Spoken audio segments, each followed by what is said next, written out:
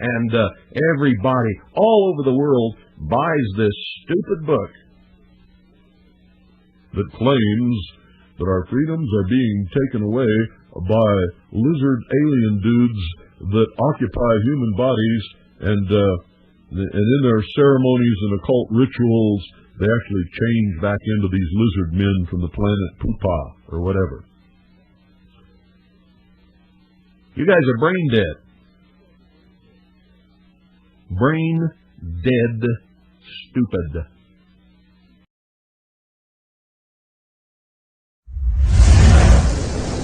Remember, all I'm offering is the truth.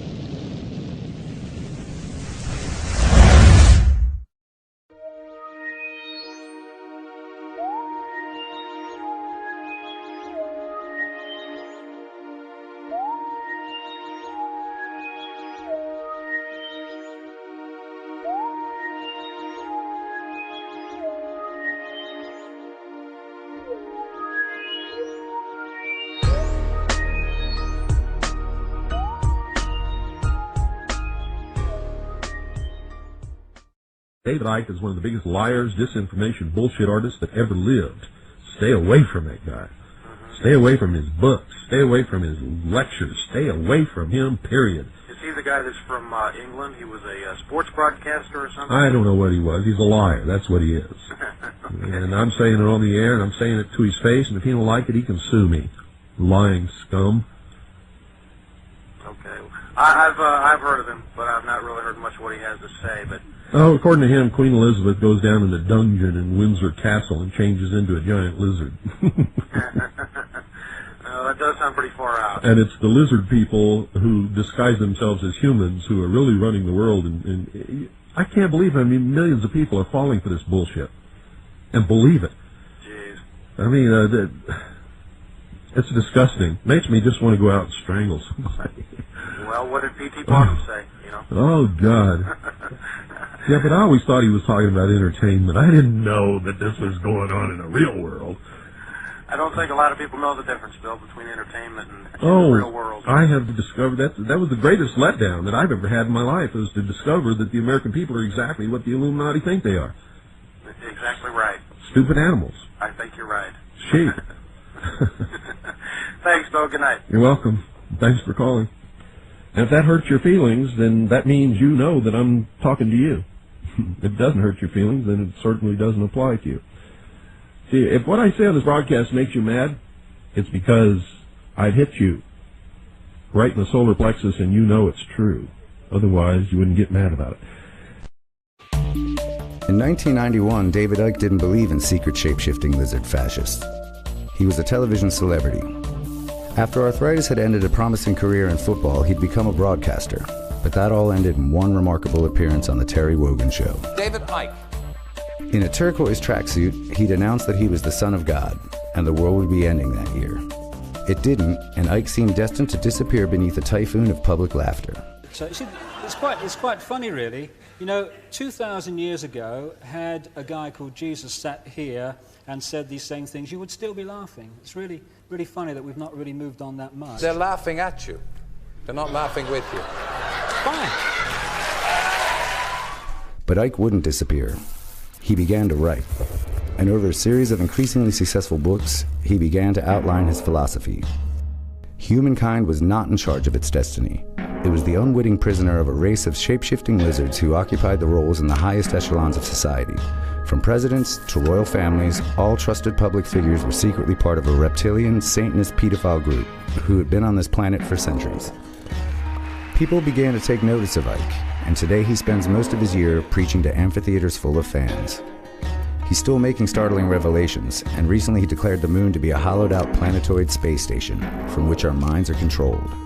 The lizard's very own Death Star. Don't mention the reptiles. Don't mention the reptiles, yeah. Because there were people, when this started to come in, people who were kind of into my stuff, up to that point, which was kind of regular fight. Well, it was a bit strange because it was all the way the war was manipulated by a few people, but it was all kind of regular stuff. And then I came across with this stuff, and it was Get like, it out of the way. Don't mention the reptiles. They'll just laugh at you again. I said, I know, but I've seen enough and heard enough to believe that it's real, and so I say it. I don't care about the consequences for me. Are you frightened? No, I'm not. I don't care, because the consequences for the world and my children and my grandchildren and everyone else's of humans not intervening in this process that's going on now ever more quickly, are that we are condemning our children and grandchildren, indeed ourselves. It's that close to a world that George Orwell so massively understated. Can we have a look at where the work gets Yes. done, where Like it all everything- happens? This is where it all happens, and as you can see, it's really small. It is really small. Because, you know, I look at my life, and I don't see my life as a life anymore. I haven't for a while. I see it as a job. So this is the new one. Yeah, this is German? this is the German version, isn't it? Look at the size of Jeez, it. yeah. 350,000 words. That, in one book, is the scale of information that has come into my life about these things. See, that is not a theory. That is evidence supporting a fact. What was like the first book that really struck you? Because I know there was a couple for me, but you're familiar with Robert Anton Wilson? And Yeah. I just liked it because it was funny and it tied a lot of points of interest together. And he sort of pointed me in different directions, even though he wasn't really a conspiracy theorist trying to say anything. He put things together I never saw. You know, Right. he'd connect dots that had never occurred to me, which turned me to like Holy Blood, Holy Grail, and some of these other things. That you've just hit the nail right on the head of my work and what you need to do to understand what's going on. Connect the dots. See, there are dots like banking, government, all these different things, 9/11, which in and of themselves are interesting, and you can see that something's not right. But when you connect the dots between apparently unconnected people and situations and organizations, that's when the tapestry appears and you go, whoa. So that's what's happening. David had told us that his first moment of enlightenment had occurred when a voice entered his head while shopping with his son on the seafront. This is the newsagent I told you about, where basically it all started. I was walking along here and I walked in this door and turned to where Gareth was reading his Spin Train books, and this is where it happened, just the other side of this door, where I'm like, what's going on? Go and look at the books on the far side. What? And that's where it started, 1990, March 1990.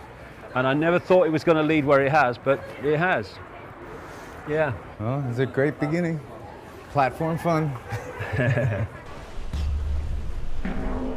In simple terms, there is a predator race which take a reptilian form. They're feeding off humanity. They've turned humanity into a slave race. They demand human sacrifice. That's where Satanism comes in. They feed off human energy, particularly feed off the energy of children. David's latest revelations have been about the moon. Far from a lump of benign rock orbiting us, it is in fact an artificial construct, a gigantic spacecraft, probably a hollowed-out planetoid.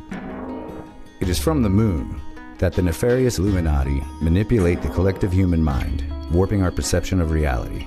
I'm saying it's broadcasting something, that it acts as a blocking frequency that stops us seeing and perceiving things that we would normally perceive. That is creating what I call the moon matrix, or the Saturn moon matrix, and it's basically having the effect of the fake reality in the Matrix movies. I guess that makes David the Isle of Wight's very own Neo. Some guy called me on the phone the other day. Called me on the phone the other day. Wanted to know what I thought about this book that David Icke has written called The Greatest Secret, or The World's Biggest Secret, something like that. I don't remember the exact name. I've got it in there. Several people sent me a copy. In fact, I've got 3 or 4 copies. I said, are you kidding? He said, no. He said, I read the book and it scared me. I said, why did it scare you? Well, there's people that aren't human. Oh, really? How many of you out there read that book and actually really believe that Queen Elizabeth goes down in the subterranean cavern under her palace there and practices occult rituals where she actually turns into a big lizard? Because I'm going to tell you right now, if you believe that, you need to be locked up. You need to be locked up. David Icke is a liar. He's a liar. This is the biggest bullshit book that's ever been written. I can show you whole passages in that book that are verbatim, word for word, plagiarism from the books and writings and speeches and talks and radio broadcasts and videotapes of many other people, including me.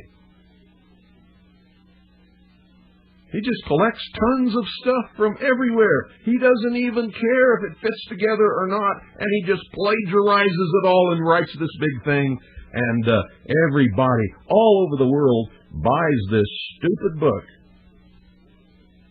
that claims that our freedoms are being taken away by lizard alien dudes that occupy human bodies, and in their ceremonies and occult rituals, they actually change back into these lizard men from the planet Pupa or whatever. You guys are brain dead. Brain dead stupid. Your father for the art bells of the world. To keep you running around chasing your tail, looking for Mothmen hanging upside down from trees in the middle of the night. And by engaging in those kinds of things,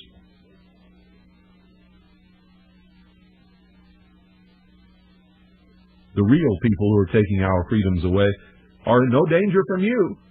Oh no! No danger at all. Oh yes, ladies and gentlemen, this is really something. And of course they are persecuted and attacked. And the young lion fights off the attackers and protects the other two. This traditionally has been the Kingdom of England, Great Britain, which is represented by a lion. This outcast trio represents British Israelism. The Queen of England is called by the mysteries the Queen of Babylon, and it's about time you knew that also.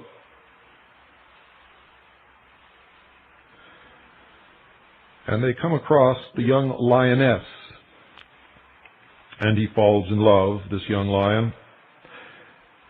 And she keeps telling him, remember who you are. And the monkey shows up and keeps telling him, remember who you are. And you hear it every night on WWCR following this broadcast and on many other broadcasts where some rabid preacher is exhorting to the white race, remember who you are. You are the real Israelites, and the world belongs to you. Listen, after I sign off tonight, you will hear it, ladies and gentlemen, I assure you. Remember who you are.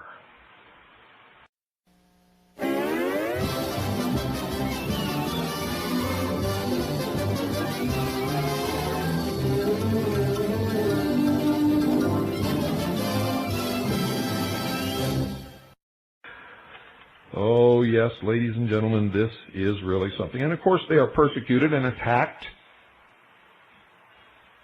And the young lion fights off the attackers and protects the other two. This traditionally has been the Kingdom of England, Great Britain, which is represented by a lion. This outcast trio represents British Israelism. The Queen of England is called by the mysteries the Queen of Babylon, and it's about time you knew that also.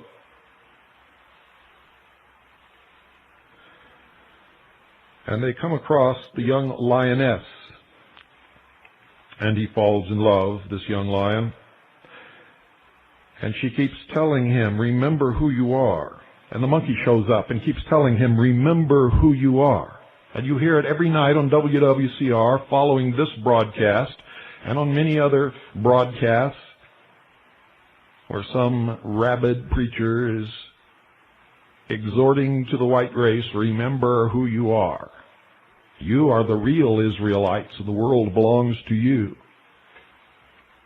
Listen, after I sign off tonight, you will hear it, ladies and gentlemen, I assure you. Remember who you are.